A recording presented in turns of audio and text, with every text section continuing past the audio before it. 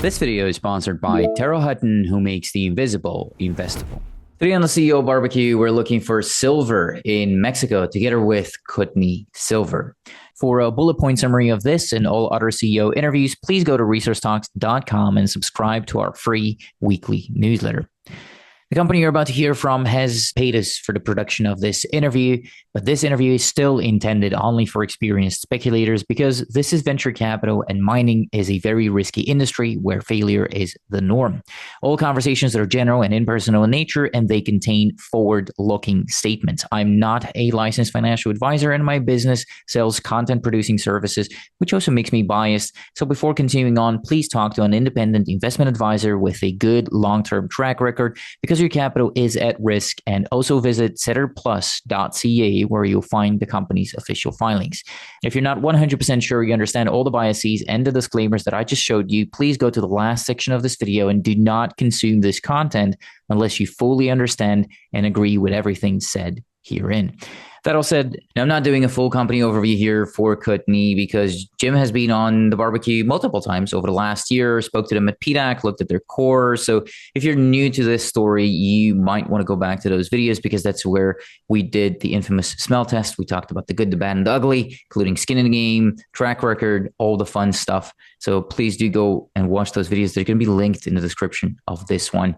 Just briefly, Kootenay has one of the largest land positions for a silver junior in Mexico. Multiple projects, particularly concentrated in northern Mexico. Flagship project is called Columba, and the 2025 maiden resource estimate showed 55 million ounces of silver, 25 million pounds of lead, and 65 million pounds of zinc, which is all now being followed up by a 60,000 meter drill program, with the goal being step out drilling and resource growth, which of course we'll talk about. How much is all that going to cost? Where exactly will the growth come from? And when are we going to see some more of those assays are all questions I hope to get answers on later on in the conversation. The second property is called La Cigarra. That's an advanced property as well. Kootenay is currently doing a PEA on it, and that PEA is expected in Q2 of this year. After doing a resource on it in 2024, which showed 51 million ounces of silver in M&A, as well as 11 million ounces in inferred. There are other projects in the company's portfolio as well, which if you took all the projects, you counted them together with the previous two that I told you about, there's 223 million ounces of silver equivalent in M&I, and then there's another 111 million ounces of silver, again, equivalent in inferred. What are the expectations for the PEA? What does moving forward mean for permitting on La Cigarra? Water, community, and all the fun stuff are, of course, questions that I'll be asking later on in the conversation as well. Now, for some of the numbers and more details, Kootenay is listed as KTN on the TSX-V, where the average 3-month volume is about 700,000 units. The stock's 52-week high is $2.83, and the 52-week low is just 84 cents. With a little over, with a little over 100 million shares outstanding and a $137 million market cap. Today, this is a $1.37 stock with a 50 and a 200-day moving average at respectively 198 and 163. There are 17.4 million warrants and 7.3 million options and RSUs and DSUs combined. Altogether representing about 20% of the company's fully diluted, call it 125 million shares. Do note, and I will talk about that, or I'll ask about that later on, but about 6 million of those warrants expire this May, and they're split about halfway between $1.68 and $1.40. So not currently in the money, but a chunk of those is close to being in the money. So we'll talk about that later on. How much money is that going to bring in? How much of the money that they have right now is going to be spent this year, and what else is happening are all, of course, going to be part of the questions later on in the conversation. Now, for this to actually become a conversation, though, I might have to shut up already. And Jim, I'll give you the word here. But first of all, thank you for sitting down with me today. Yeah, Antonio, pleasure to be here. Thanks for the opportunity.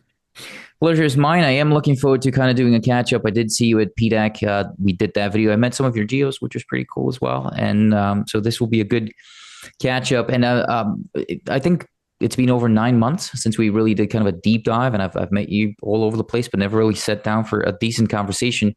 And that actually might be a good starting point because Silver's done well over the last year. The SILJ has done well as well. So it's up, SILJ is up 130% over the last 52 weeks. Your stock is up about 40%. So why is that? What's going on? And then more importantly, what's the fix? Well, I mean, we've seen an incredible rise in the silver prices. You mentioned a year ago. I think we were sitting around $30 an ounce in silver. And we went very rapidly in the fall from the 30s to the 40s to the 50s to $120. And that last part of the move was in the high 40s to or 50 to 120. What did that take? About 6 weeks? So pretty incredible, and ski jump shape on that graph, and then all the stocks went along right along with it, of course. And whenever you see that, I mean, a lot of my peers have been in the industry for a long time, and myself included, were very nervous about that action because it inevitably brings a very strong pullback in the prices, and we've seen that happen with our stock. We're not alone. With our peers and juniors who have resources or advancing resources, we're pretty similar amount of volatility and stock percentage movement as our peers are. So not unusual in that way. We also had a lot of warrants coming through in November last year and then February this year. And then a few of those warrants expiring at the end of April and the end of May were also exercised. So we had a lot of additional volume to take care of with regard to that. And so that's the backdrop behind the price actions as far as we can see.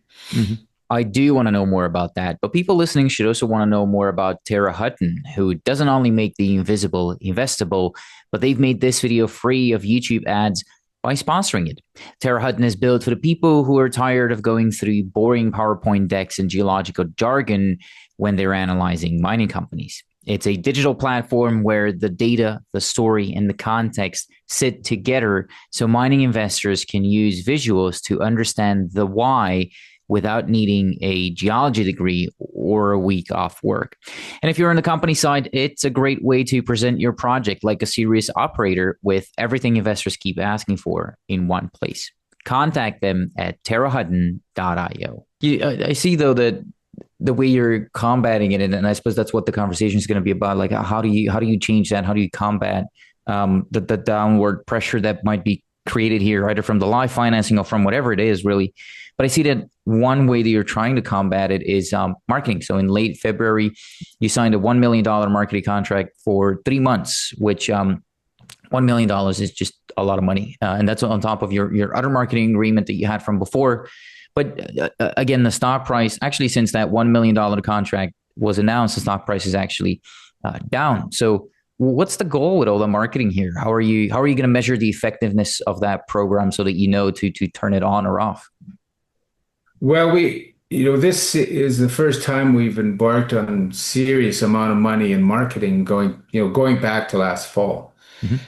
And that was specifically to do two things. One was to absorb the volume that was coming from the warrants, was to help get the warrants exercised, and then to not only that, but how do you do that? Well, you have to get new shareholders. You have to get new eyes in front of the story, and you have to get new shareholders buying the stock.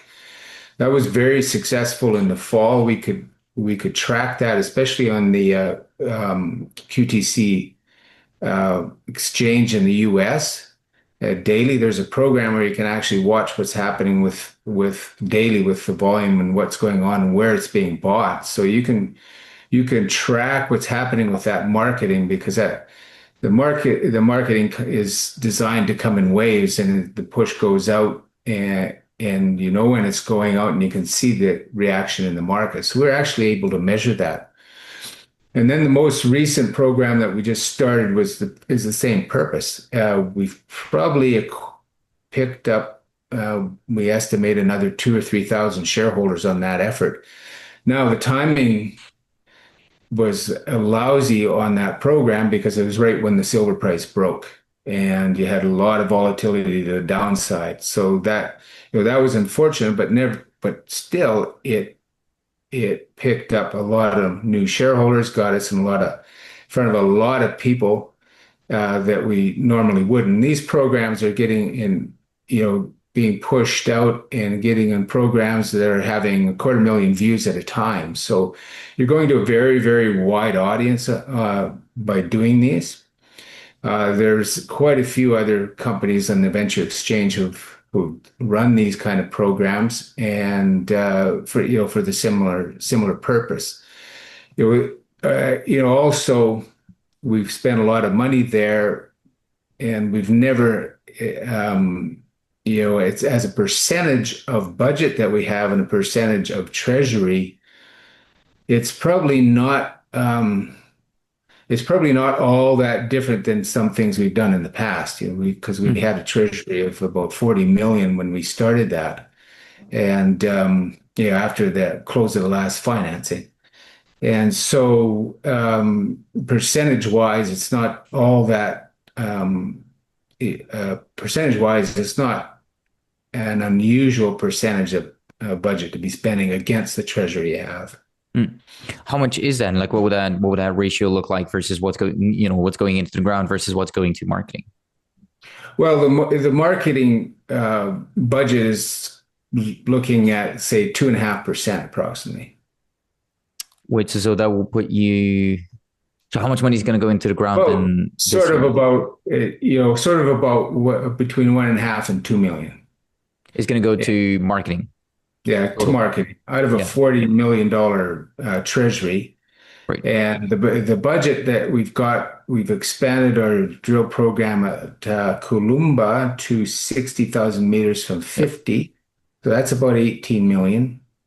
And then the PEA at La Cigarra will be about 750,000, and then a planned 10,000 meters of drilling more there for another 3 million.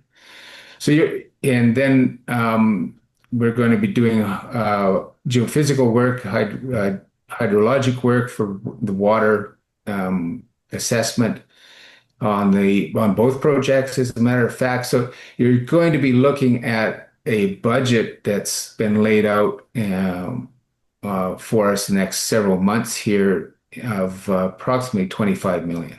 Okay. Yeah. Okay. So 25 million is going into, call it the ground, and then 1.5 million to 2 is going to marketing. What about G&A? I mean, now that you're going to be working on a PA, we'll talk about all these things, by the way, Jim, but now that you're going to be working on a PA and everything, are you going to have to hire more people and kind of grow the G&A? Yeah, well, the PA is being run by consultants, and so they're doing the work on the PA. But the follow-up, that the PA is going to give us some answers, and hopefully the answer is that, well, we ought to be going to pre-feas now, or feasibility. So yeah, we'll need to be hiring additional people. We're looking to hire some additional geologists on the Columba project as well, for better rotation, and for the drill program that we're going to be doing in La Cigarra as well. So yeah, there will be more hiring going on. We'll be utilizing consultants where we can, and we don't have the in-house expertise for PEA and feasibility. So that's typically hired out. You have to have a third party for that at any rate. And so we've got in place a manager for that project in-house, and we've got a really excellent advisor for the PEA and feasibility type studies in Hans Smith. And so we're well positioned with regard to finishing that, getting that work done. Mhm. So what are you budgeting for G&A this year? If you could kind of average it out over a year on average Well, per month, what would it over be? the year, like, historically, our G&A has been about 2.5 million. So, and that would include geologists who are working on projects. So, a portion of that actually goes into project, and well, a good portion of that goes into project work in the ground, in fact. And so but we just use that as a rule of thumb. That won't really change. What's changing is I wouldn't call it G&A because it's property spent in the ground. The PA, for example, and all the consultants we're using, that'll that PA on La Cigarra, that's going to be project expenditure directly. Mm-hmm. Yeah. When you talk about management and the spending there, what is that going to be based on? And that's probably going to be my last boring question, if you will. We will move to the more interesting stuff. But KPIs, I'm trying to understand what's going to drive you as a CEO, but also what's going to drive the rest of the team. What are your bonuses going to depend on? What's the size of the package going to depend on? Talk to me about that. Well, we our people in Mexico, most of them have been. We got a core group there of geologists and an office manager and supporting staff that have been with this the core group at least 10 years and some going on nearly in about 17, 18 years, the most part. So we give annual bonuses based on the performance of the year. I mean, these people are, I can't speak well enough about them. Their level of professional conduct, how conscientious they are, how careful they are of the professional work, and not only that, of the budget and the spend that we have, and be careful with the money and making sure everything's done properly is just incredible. So yeah, we measured on that sort of performance, and of course, having no revenue, we also vary how we bonus our employees according to the budgets we have and the money we have. Naturally, we supplement that favorably with option sets and the DSU sets, and which is a very effective way of additional bonusing when when you want that as much of that cash to be going in the ground as you can. You've got to make sure when you got really good employees like we do, you got to make sure you maintain them for us for sure. So the combination of the RSU, DSU units and options, and then cash bonuses when we can afford it, basically. Mm-hmm. On the executive side, the last time we've had what we do there are the DSU, RSU sets and the option sets. The cash bonuses are pretty rare. The last time we did cash bonuses on the executive side was 2019 and 2020. Mm-hmm. Yeah. What does it depend on? What is kind of the basis? Is it market cap, share price? Is it meters drilled, size of the P? What does it depend on? Well, it's all of those things. So, did you finance the company, keep it liquid? Did you advance the project like what it was projected to happen? Um, uh, did you make a discovery? I mean, that's the real critical metrics is what's your success? The discoveries you make, then the ability to advance those projects and keep that financed. Mm-hmm. And we'll be building a new model here, but we built a model of 30 months, which just culminated a couple of months ago, where we projected out the amount of drilling that over that 30 months plus financings along the way. And they weren't in lockstep, but over that 30-month period, it was pretty much what we projected we needed to do on the Columba project, how many meters we needed to drill, and how much money we needed to raise to do that, and that came in. So that's how we measure Mm-hmm. our success. And really, what I'm looking for, where I'm coming from with that question, Jim, is trying to figure out alignment, specifically for what's to come here. I see you've been exercising some warrants yourself. Is there the ability and willingness within management to buy shares in the open market, support the price there now as you're entering that level of potentially development with the PA and everything? Is that something we're going to see more of? Well, you'll certainly see buying in the market from time to time when it's needed. The last time you would have seen me buying in the market would have probably been 2 years ago Mhm. when the market was very difficult and we're trying to finance. So giving it support then. When it doesn't need the support, no, I'm not in the market. And but when it does need it, I am there. And we're fully financed now, so the job really for us is execution in the ground, getting those meters drilled, getting in the case of Columba, getting those meters drilled, getting that resource update done, advancing to PEA based on that on those results. And then with La Cigarras, deliver the PA, which is pretty imminent, by the way. Mhm. And then after that, design what the follow-up program needs to be and execute on it. Mhm.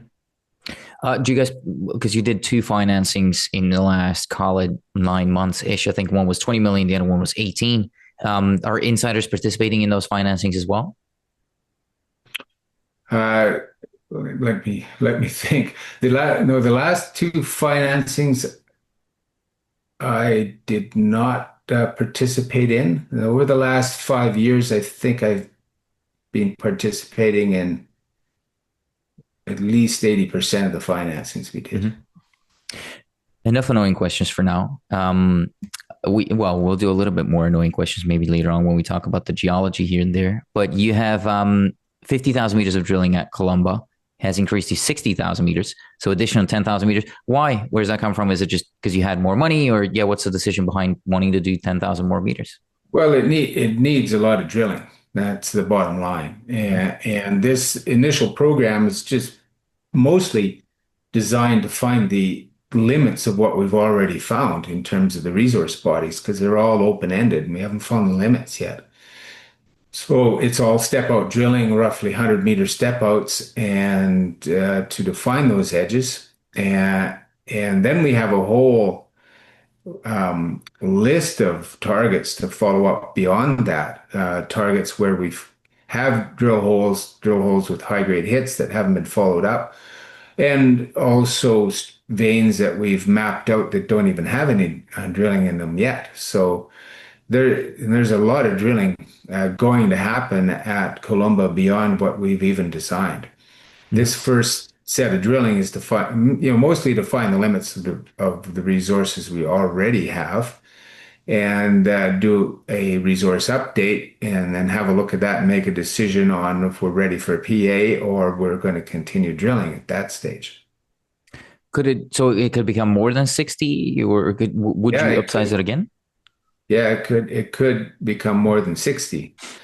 First step is get this finished, do that resource update, yeah, and it will be more than 60. We can say that now, just the timing when we do that. But it will be more than 60. Hmm. Yeah. How much of that is being drilled already? We have, out of the 60,000 meter program we've got underway, we have drilled nearly 20,000 meters. How many holes?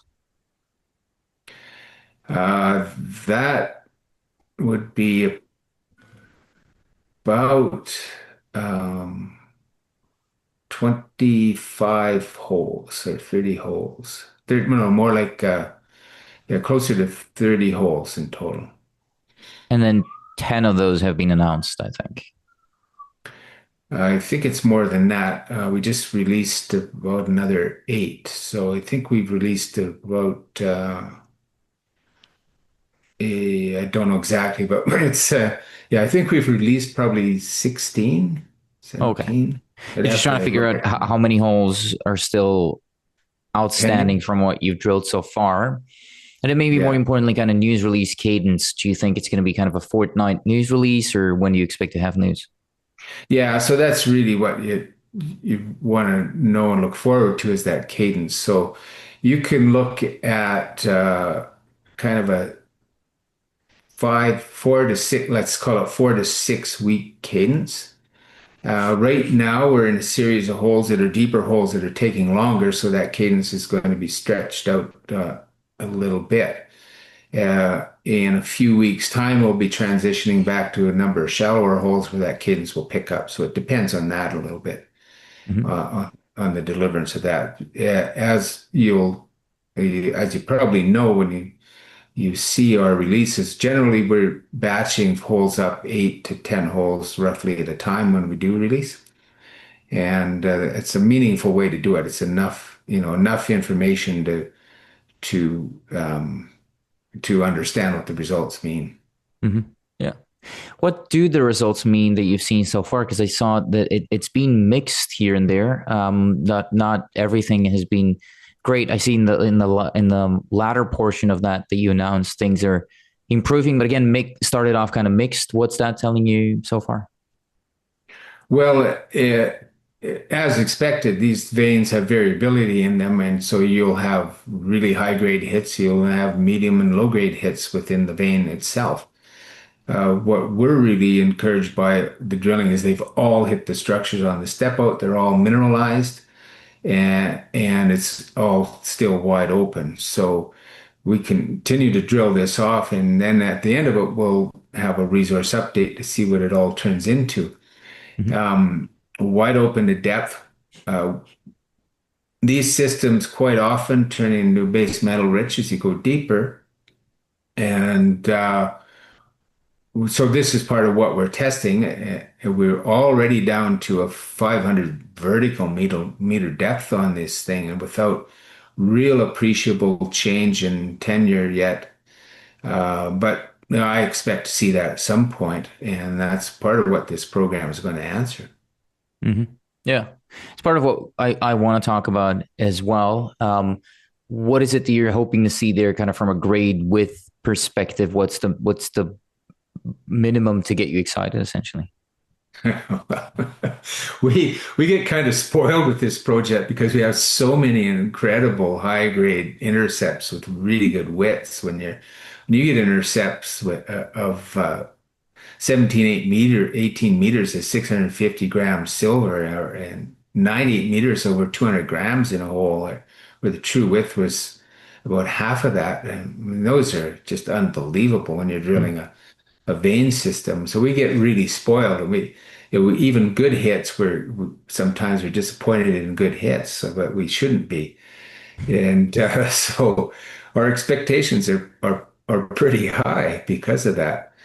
And but when you're doing a resource, our resource has a cutoff of 150 grams. It's an underground mining resource for a minimum mining width of a meter and a half. So that's kind of your guidance of what you need to see.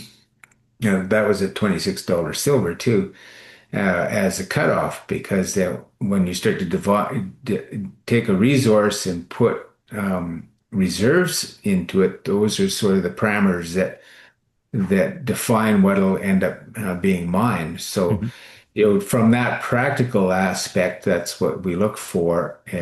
But from a more of an expectation or emotional aspect, we always want to see those high grades over multiple meters. And of course, that doesn't happen all the time, but it's quite exciting. I mean, the thing to understand about the Columbus system is the strength of it. It's just so incredibly strong. When you're seeing widths like that, and the size of some of these mineralized zones and envelopes around the main structures, it's just a tremendously strong system. So many different, there's multiple veins, so many different veins to look at. So ultimately have really high expectations of what this could develop into. Then we've got these geologic complications, which you really love to see a complexity in these systems for the same reason, because more complexity generally means better probability for having good deposits and good size.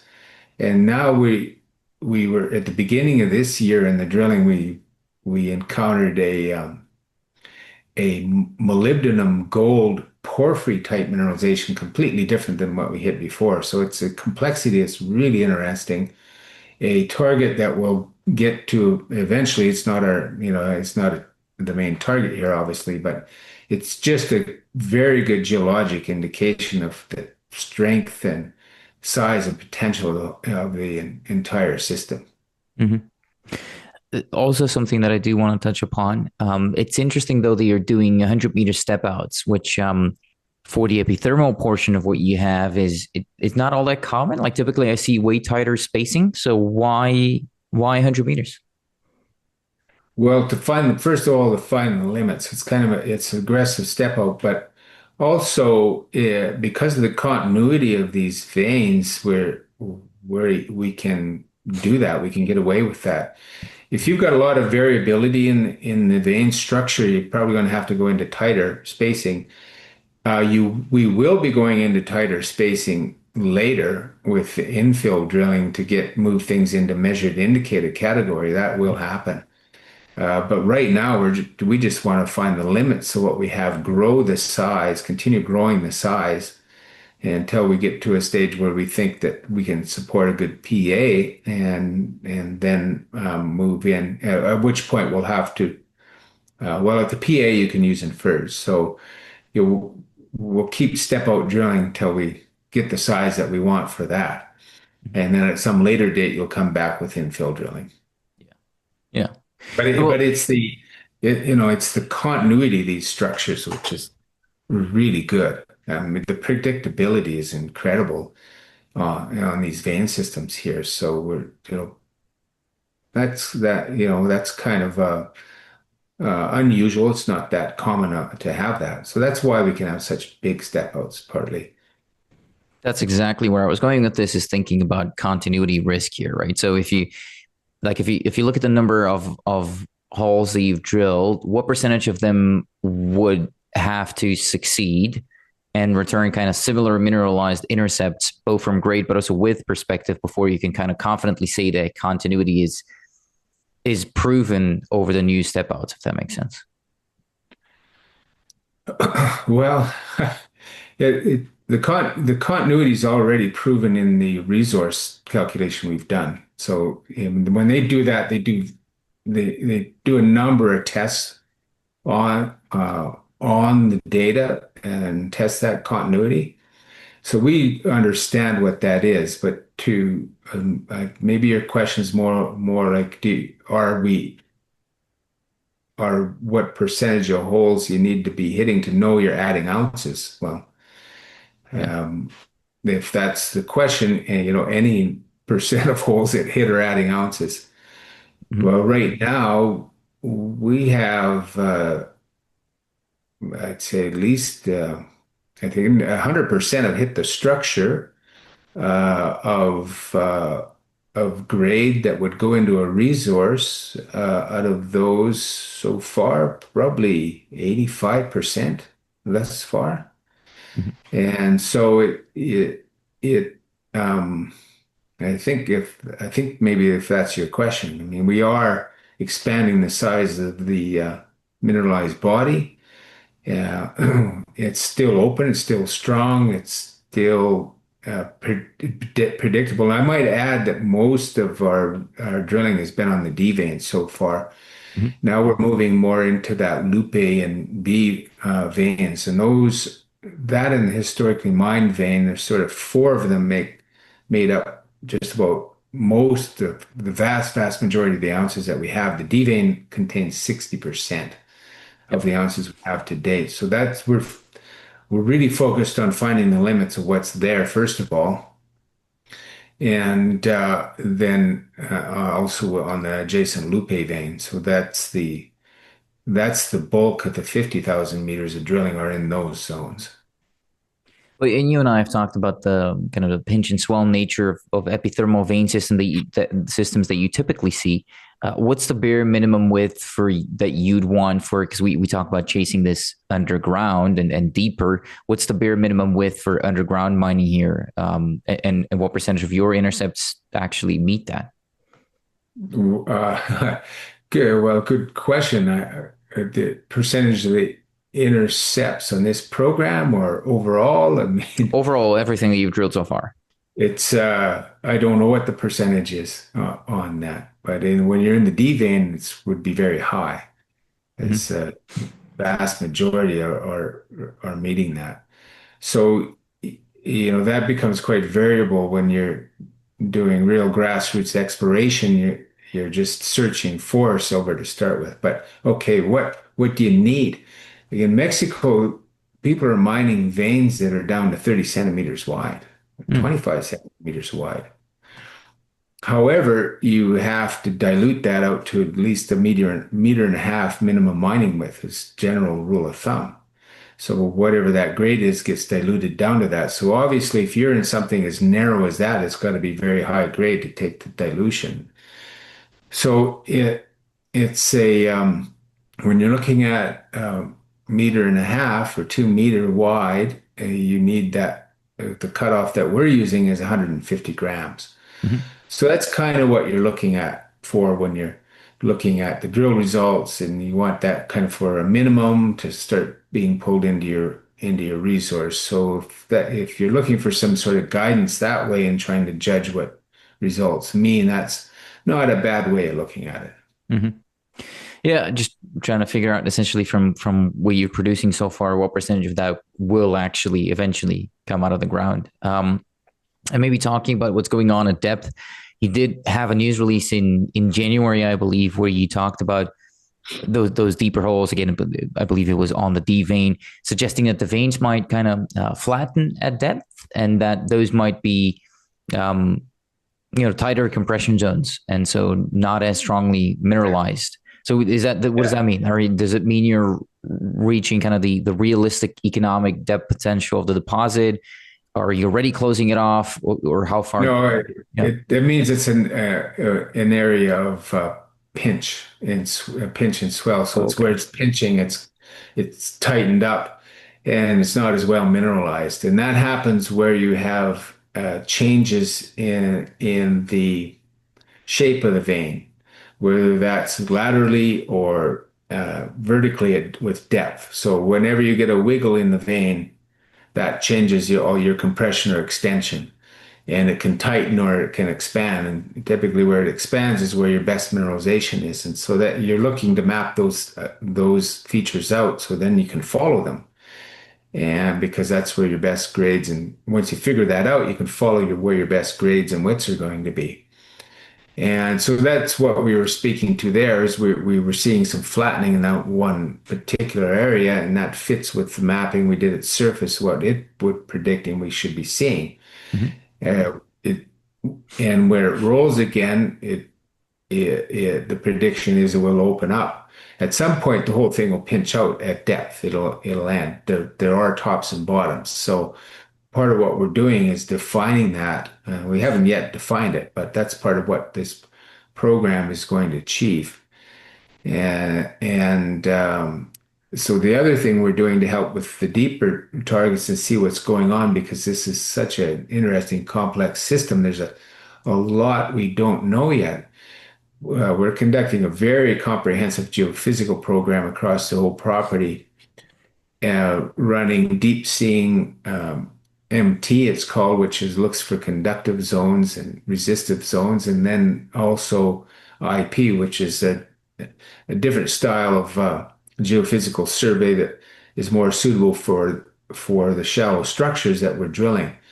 And this will help us map out in 3 dimensions what's underneath there and what we don't yet see with drilling.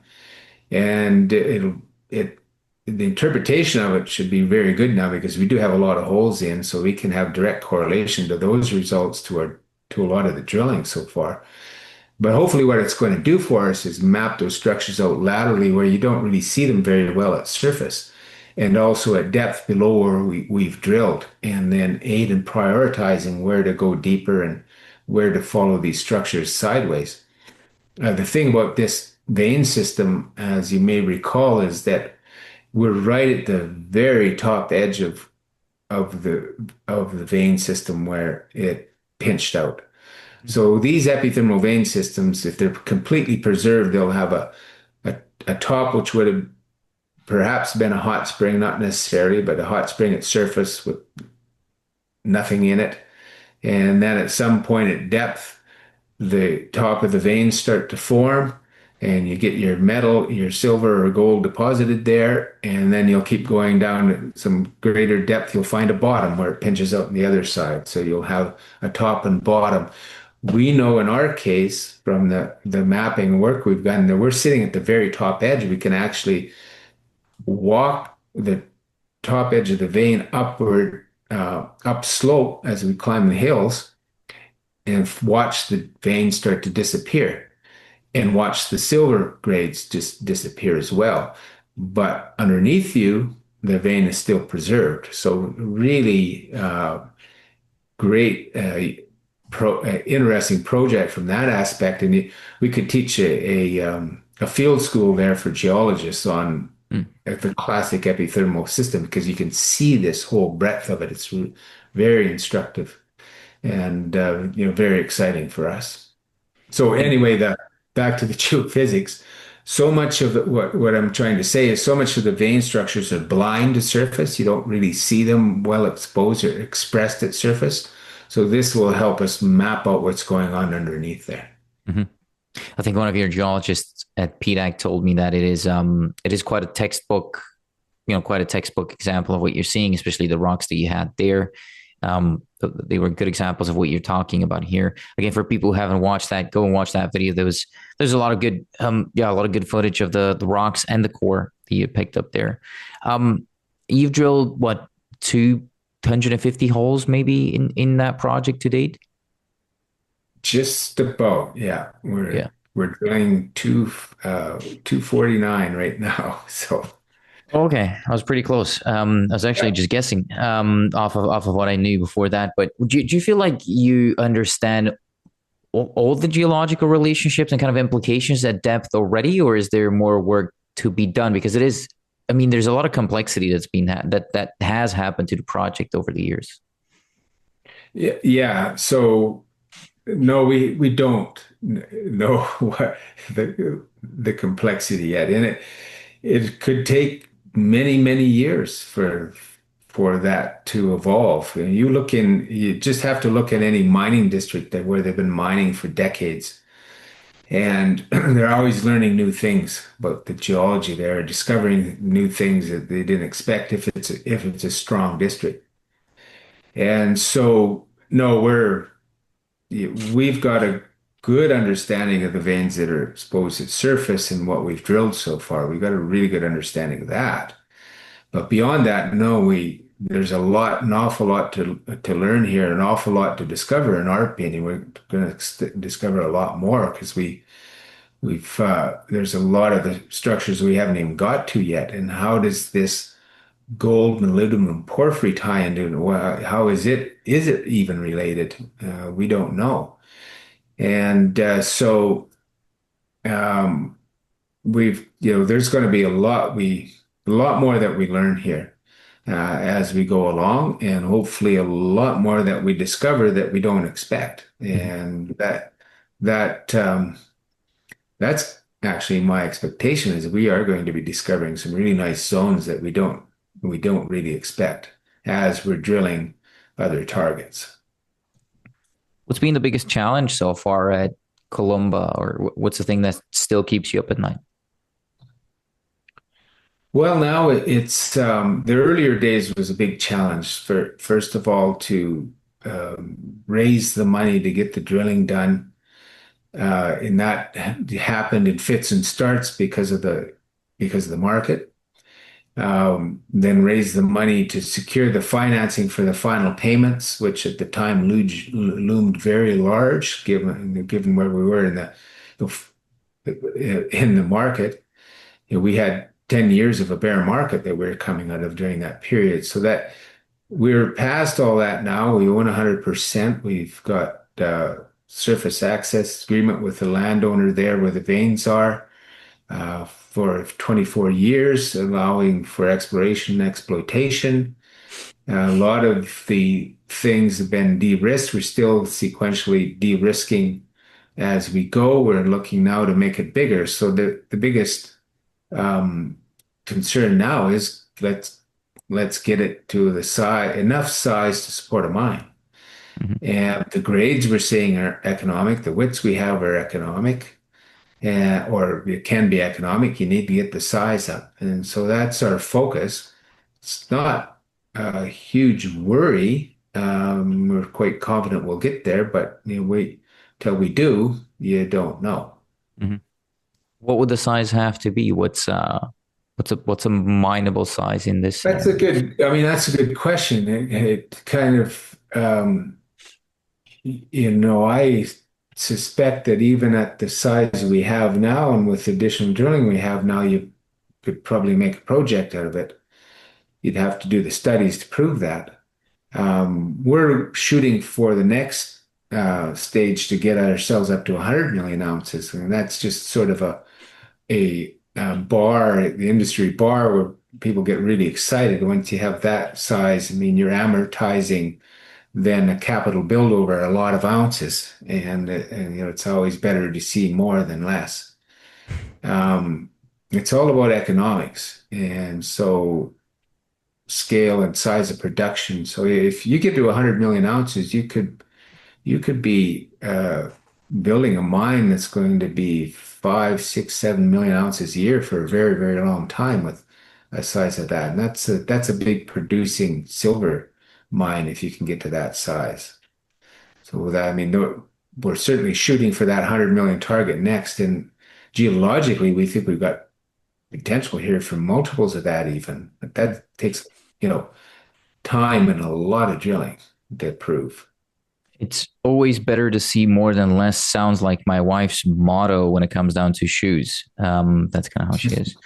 What so the next step though, because I'm thinking, when do you think you're gonna have enough drilling and enough understanding and data overall for a PEA? But it sounds to me like maybe the next step is an updated resource where you put in some more ounces in the inferred category, and then you start worrying about PEA, or what's the plan? Yeah, we're looking to expand now and then do a resource update and have a look at that. We would do just some internal desktop studies to say, well, you're with this updated resource, we're ready for PA, or we want to add another 10 or 15 million ounces before we do. So let's go do some more drilling. Mhm. So that decision will be made towards the end of the year, the very beginning of next year. That's what we anticipate that decision will be made at that point. But an updated resource this year on Columba then? Possible, I would say probably in the first part of the new year, more likely. Right. Okay. Okay, that's fair. You are working on a PEA on the other project though, La Cigarra, expected in Q2. Q2 is a long time, 3 months. When do you think that's going to be specifically? Well, that's upon us now. We're entering Q2, so Yeah, pretty much in a couple of days. Yeah. yeah, it's imminent in that manner within the next 3 months, but probably sometime in May. Right. Um, that's a reasonable target right now. It looks to everything's on schedule so far. We haven't had any major delays, so far everything's on schedule for that, and so that's what we're guiding. Well, what could be a delay though? Would it be the labs? Would it be the consultants? Drilling efficiency? Yeah. What could Well, stop the it? consultants and their availability, because they do have other work to do. And Mhm. so when you're running a PA, there's an awful lot of work that goes into it. There's actual design going on, selection of location for tailings ponds and waste dumps, and then a mining plan, ramps where they go. Yeah, it's a lot of work. Mm. And so and then as you're going, you might be making changes, and there's weekly meetings where it's discussed, and then you might decide, well, let's see what happens if we have a bigger rate of mining. What does it look like? And should we do that? And then that results in more work. So every step informs you a little bit of where you are and what the deposit's looking like.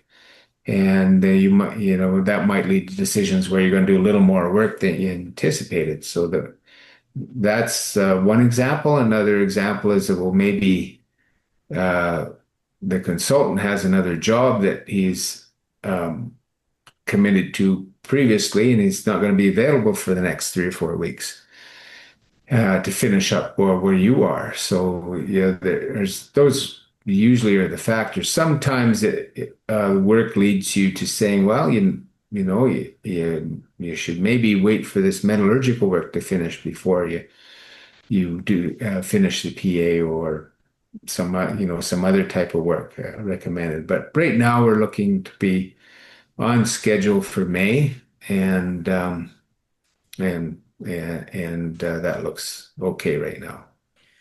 I do have a question about the Met work, but why rush it in the first place? Why do a PEA already? I mean, there's as you say that there's also more drilling to be done. You're going to do more drilling probably in the back of the PEA pretty quickly. So why do you need a PEA right now?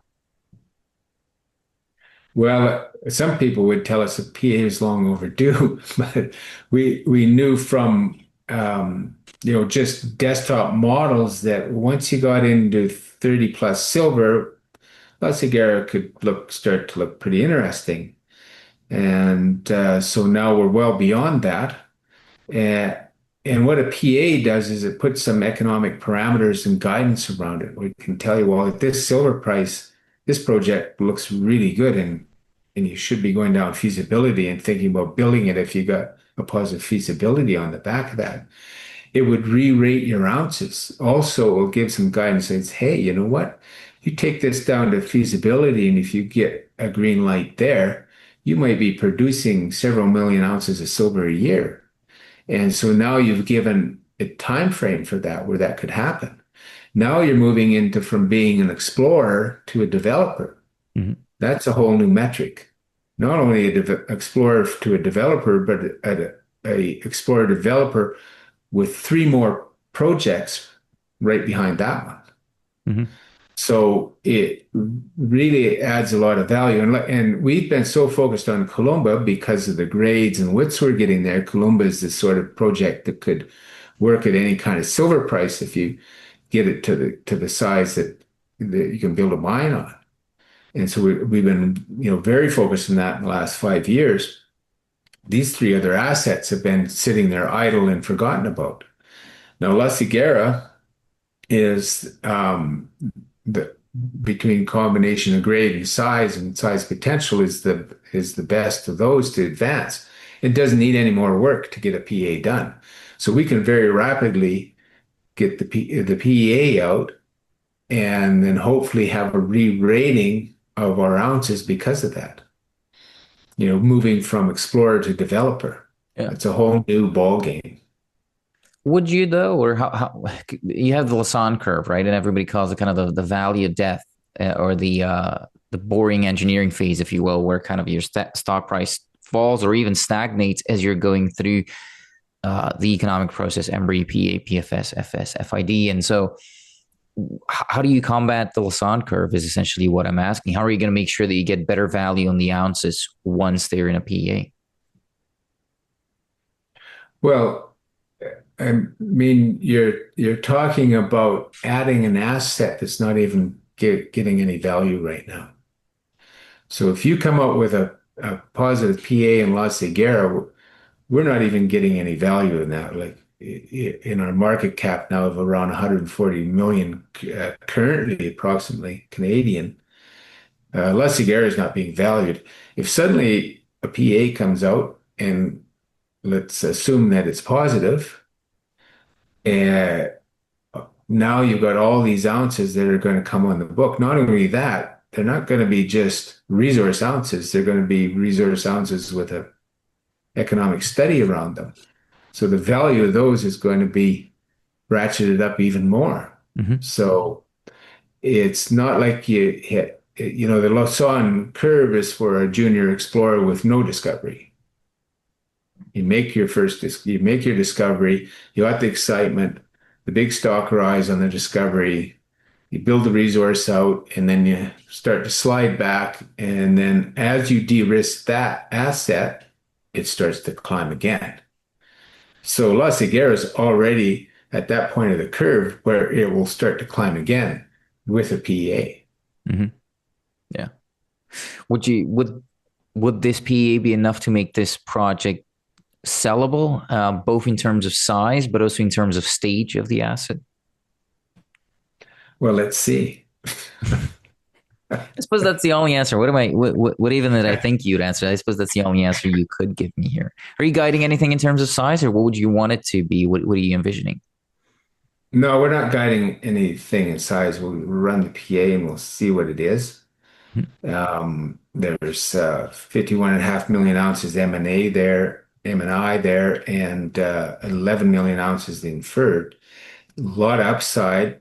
The drilling program will be to drill a gap within the resource shell, the pit shell that's there, that's got potential to add 10 million ounces or maybe even more in the gap. That'll be done afterward. We didn't want to delay that PA. We want to get that PA out there because if it does show nice positive numbers, then we get ourselves into positioning as a developer very rapidly with great upside. Mm-hmm. You know, the La Cigarra project has tremendous exploration upside as well. It sits on the northern trend of a district to the south of us, 30 kilometers, called Santa Barbara and San Francisco del Oro. They've been mining for 500 years there. And Grupo Mexico is mining veins there at 2,000-meter depth that started at surface. And so La Cigarra, our deposit sits pretty much in the top 150 meters and it's laying right at surface. So just to, you know, imagine what the potential is here when you really get to drilling it. Mm-hmm. And so we want to position that project to be moving ahead. It's a really great project. Let's see what that PA says, and then make the next steps after that. Are you going to be optimizing for size or for grade here? And don't say both, because I know you want to say both, but yeah. No, it'll be optimized for economics. Mm-hmm. So that kind Sure. of takes care of the other two. Yeah, and I suppose maybe do you think the higher grade, because there is a higher grade core to it that you have in this project, could that be brought forward into the first, I don't know, 1 to 3 years of production for the That's potential mine part life? that's part of what the PA does, and part of the work that goes into that is the sequencing Mm-hmm. and and yeah, the sequencing of it. If you can do it, that's what happens. I mean that's what you will be doing. You'll be trying to bring as much as the good grade forward as you can to get a quick payback on the capital build. So that's one of the things that the work in the PA does is look at those possibilities and can you do it? How can you do it? How, you know, what's the optimum way of doing it? Well, looking at everything in the context of northern Mexico and your neighbors, the type of deposit, everything in context, how big does it have to be in order for it to be buyable by someone else? Is there like a magic number where it's like 200 million MPV and then it's buyable, or 500, whatever that number might be? Is there a magic number? Uh, no, I don't think there is a magic number. It's all going to be a different number for for different companies. You know, what are they willing to pay for it? What return buying and building? What kind of return do they see internally, and how does that fit into their long-term plans and their production profile? So it's a hard question to answer that way. Obviously, the higher the MPV and the internal return, the better. But um, That's that I don't know if I can really answer that question any better. I'm just trying to put you in a box here so I can call you out in the next interview, I suppose. The the PA work that you're doing here, Jim, will include met work as well, I suppose, because but 80% of the deposit is in the sulfides. So I suppose that's where you're going to be spending time on figuring out what's going on. What are you targeting for recoveries on specifically on that sulfide portion of the deposit? Well, there's already a reasonable amount of metallurgical work there on La Cigarra that looks pretty favorable. I think it came in at low 80s on the silver, low to mid 80s on the silver, I think. And And so enough for the PA. We're doing some additional work as well on it, and to see if we can do some improvements because there were some of our metallurgical consultant has saw some of the early tests that weren't followed up that might improve what we've got already, which is already good. So that there's enough work there to do the PA, and the additional work we're doing might make it better. That's what I'm saying.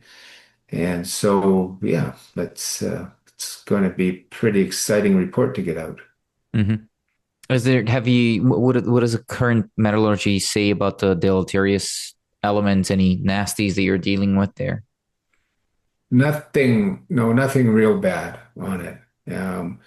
And the work that's been done to date showed making a lead con that was really good grade, very marketable and real high grade silver in it that is to date. So it's looks pretty positive.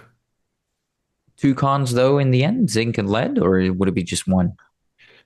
Well, I don't know how, because we are doing additional testing, so I'm not sure what that flow sheet is going to look like yet. But the testing we've done to date, yeah, it did show a lead con and a zinc con being made Mhm. at that stage. But I don't know if that's what is going to be recommended for on the PA when all that work's finished. Okay. What keeps you up at night here for La Cigarra? I mean, same question as I asked you about Columba. What's the biggest challenge here? Well, right now with La Cigarra is just get that PA done. And that's a matter of doing the work. And hopefully it's looks pretty strong at the silver prices we use. And we're moving forward to the feasibility path right after. Um, all our permits are in place for further drilling work that we want to do. So we're set up for that. So now it's just execution. We're financed for it, obviously, and it's execution. Hmm. What about safety with everything that's going on in Mexico? And this goes for both of your projects is or for all of the projects, because you have four of them. Is safety a concern for any of them? Well, safety is always a concern from all kinds of aspects, but if you're thinking more in terms of the security and whatnot in Mexico, these two regions are good. Columba is really good, really stable, quiet. And the La Cigarra project, very similar where we sit, pretty quiet spot, pretty safe. And so we're in good stead there. Hmm. And again, you and I have talked about that before more in depth, but I was just wondering kind of in the context of how things have changed in Mexico with what's happened with Vizsla, a completely different part of the country, of course, I understand, but with just everything that's happened in Mexico recently, has there been a change in security for you or any of your staff? Well, it causes us to reflect on what we do for safety, and we've had long-standing policies. For example, we do a lot of driving travel to projects on highways, and you don't travel at night. Just you don't travel at night. Travel in the day. If you can fly to site or fly to the nearest city and travel from there to shorten that time up. And in general, just being vigilant of what's going on in the region, know the local people really well. At La Cigarra and Colombo, we have really good relationships with all the local people who live there. So if there's any changes, you become rapidly aware that there are any changes, if any. So those simple things, but important, and they've worked well for us. Have you had any major community consultations at either La Cigarra or Columba since we last spoke? And are they asking any new questions now that the projects are getting more advanced? How's that relationship going? No, relationship remains the same. Excellent relationships in both places. Long-term agreements in both places. and is at La Cigarra, a very long relationship there, well over 10 years now. And at Columba, well, it's 5 years old. So a great relationship, no changes, very positive, pretty continual communication as well. And so we've got one of our guys who's been with us for well over 10 years. He's in charge of that whole area and knows all the local people and they get is talks to them regularly. They have his phone number if they ever have any questions or concerns. So really great relationship there and well managed by Gustavo, who's in charge of that. What about water? Again, something that you and I have talked about before, but where's the water in the PA going to come from? Are you thinking trucking? Because I think it's a pretty dry region, if I'm not mistaken. So where's the water going to come from? Well, it's part of what the PA is looking at. And there is water there in that basin to be had. So you would be drilling probably water wells. And we know from the drilling, there's pretty good water there. And it's part of what the PA studies and assesses the availability of water, also the amount of rainwater, rainfall that you have, and the amount of capture you might get in tailings dams and the the next stage after PA would also involve some hydrologic work and water well drilling work and pump testing to see what the local groundwater around the deposit's like. Because if you're doing an open pit, you're dewatering. So that's that question will be answered at the next stage. Hmm. Yeah. Yeah, good. So it seems like next time when you and I are talking should be maybe toward the end of Q3. We're going to have a lot to talk about. There's going to be more drill results that have come in from Columba. Your PA for La Cigarra will be out by the end of Q2. So like next quarter seems like it's going to be a busy one. Yeah, what else is happening in the meantime? I mean, we talked about met work, PA and drilling. What else do you have going on? The geophysical program, the drilling, the Sure. network, the geotech, uh, the PA. That's it. Hmm. Yeah. So, well, busy times. Do you go to site often yourself? Yeah, I go down there every couple months or so. Whenever we get enough new drill data, we have weekly meetings and daily reports. So every a week we sit down on Zoom and just look at what we've done, what the various work programs, where they're at, review that. And then when we have enough new work done, I'll go down to site and visit, or if there's any other reason to go down, or if there's visitors going down, then we head down to site at that time. Hmm. Yeah. Yeah, fair. Also just thinking about when our next interview will be, but probably yeah, toward the end of Q2 might make sense. What about the other Yeah. projects? Again, as I said, you have four. Is Yeah. anything else going to happen there this year? Well, with the four deposits, so we talked about what's going on at Columba and at La Cigarra. So we have Promontorio and we have La Negra. So we'll do some low level things there. We're going to do some additional metallurgical work at Promontorio because it's a big low grade polymetallic deposit, and their metallurgical work could make a big difference if positive on that one. Um, La Negra is great grade. Oh, potential open pit there, really good grade. Looks like the metallurgy is really simple, but what we'll be doing in addition to some metallurgical work at Promontorio is just desktop studies on Promontorio and La Negra. They're only 7 kilometers apart, those Hmm. two. And it's just a desktop study to run some mock mining scenarios, sort of like a desktop scoping, a desktop PA, see what the numbers might look like and what silver price you maybe should really be thinking of moving these things forward. So that's sort of this simple work that'll be done in the next few months here. Hmm. And then that can that can help us think about what we want to do with those projects. That would have been my follow-up question. What do you want to do with these projects? Do you want to JV them, option them, outright sell already, keep them for later work? I mean, there's a lot of options here. So what do you prefer?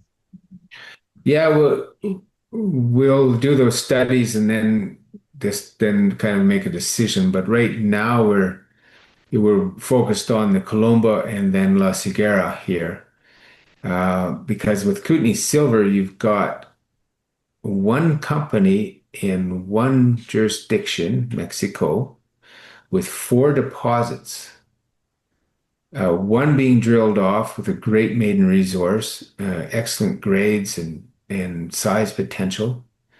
And a second La Cigarra with a PA about to be delivered, if positive, putting us down the path of pre-fees fees. So here's what, a project where you might have one asset going down that path to development, mine build, with one right behind it that's following the same path, and then two others. So all in one company. Mm-hmm. Yeah. So I don't know what we'll do with all the assets, but we're very focused on getting those two advanced. We're open to selling other projects or JVing other projects and considering those kind of deals, certainly. Do you think Kootenay will stay Mexico focused silver company, or do you see yourself diversifying that one country risk as well?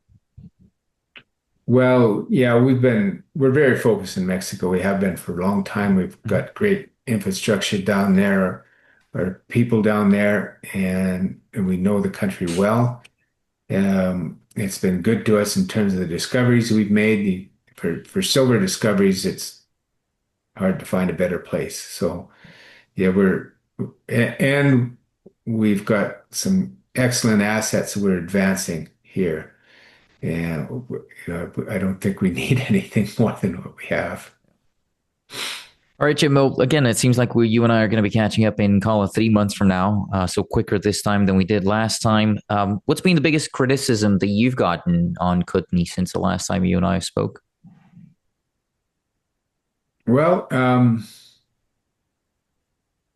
the biggest criticism I could see the biggest criticism being the share price. Who likes the share price? I don't. Yeah.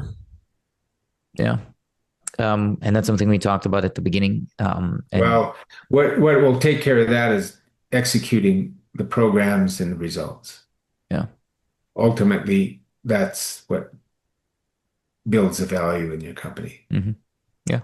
And again, that's exactly what you and I are going to talk about next time. What's your biggest criticism of me? What did you come here hoping to talk about that I failed to bring up? You didn't offer me any of those ties that you said you bought. That's right. I'll remember about it next time. I will bring a few. There's quite a few of them. But yeah, I mean, you're one of the few people who actually shows up to these things wearing a tie. I don't even wear a tie. Maybe I should. But really, I'm just home. So, Yeah. but you're right. You're one of the few people who do wear ties. I see you do care about them. You're matching them to your suit. So it only makes sense if I help you out with a few of those. So good point. Really appreciate your time, Jim. Thank you so much for doing this and hopefully speak to you again soon. Thanks, Antonio.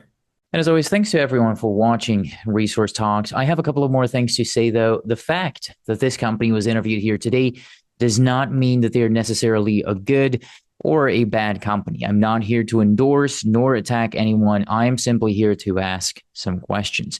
If you find that I have failed in asking a question that you would have liked to hear an answer to, which will happen as I'm not an experienced interviewer, please let me know and I will try to correct that mistake in a future interview.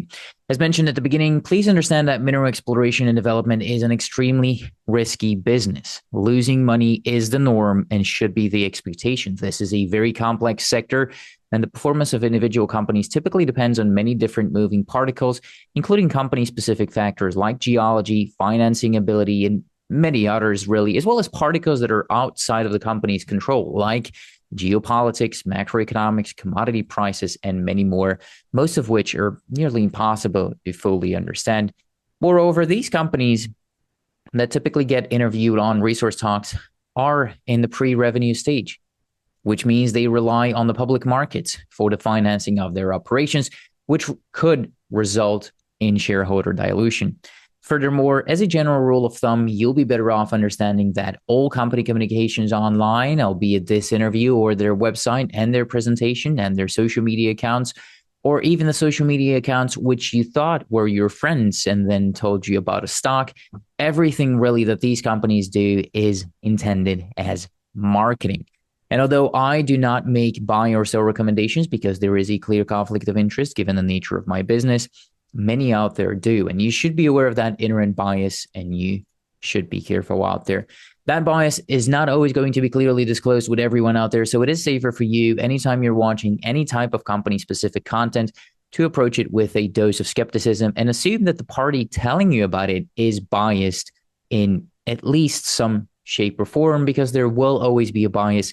Again, albeit clear or not. So always ask yourself what the incentive of your counterparty is and never rely on them regardless of their incentives, but instead double check if what they're saying is true, again, by using setterplus.ca. The fact that I have no idea what I'm doing should already be clear to you at this point. I am not saying this to make jokes or laugh with myself. I just simply do not have a long enough track record of consistent investment profits. So I should under no circumstances be considered an authority on anything. Again, although this may sound amusing to you, believe me, it is not amusing and it is not intended as a joke. I'm simply pointing out a fact and warning you not to rely on anything I do or say. Unfortunately, at least to my understanding, nobody out there has any special abilities. The CEOs do not possess any superior knowledge, and they cannot know about what will go up, what will go down, or what will go in circles. Some people even believe that to be rule number one on Wall Street. Nobody really knows. None of us know whether any of the company's activities will result in a success, again, given that we're talking about high-risk activities where most of the times it ends in failure. So unfortunately, try as I may, I won't always catch all red flags or all challenges with the companies. So even if I did ask a few tough questions in here, don't rely on this being all of the tough questions. Again, these are complicated startups with many moving parts, and I am conflicted given the nature of this business. Therefore, I cannot guarantee the quality of anything presented in this video, and you cannot hold me responsible for any losses or damages stemming from the way you decide to use this interview. Viewers, listeners, and readers acknowledge and agree that the information presented herein did not constitute a solicitation or an offer to buy or sell any security or investment or to participate in any trading strategy. Resource Talks and all parties involved in the management of the business strictly disclaim any and all liability for losses and or damages, whether direct, indirect, special, or consequential, or other consequences, however so caused, arising out of any use or reproduction of the content published by Resource Talks or any decision made or action taken in reliance upon it. By consuming this content, all consumers vow to release Resource Talks and all parties involved in the management of the business from all claims, proceedings, or consequences. This is all to say, I know it's a lot of lawyer talk, but this is all to say that you shouldn't blindly trust me or anybody on the internet, and you should do your own research. Once again, social media is meant for entertainment. It is setterplus.ca where you do your research. That's where you'll find a company's official filings, and I encourage you to read and analyze the Management Information Circular, the financial statements, the Management Discussion and Analysis, and whenever available, the NI 43-101 technical documents. If you don't understand everything in those documents, the chances of you losing money are even higher than they normally are in this space. And as mentioned earlier, the chances of even the best analysts in this sector losing money are extremely high, since this is venture capital and it is not for everybody. I'll leave you with one of Charlie Munger's quotes, which I wish I had listened to more often earlier on, which says, quote, "If you don't understand it, don't do it."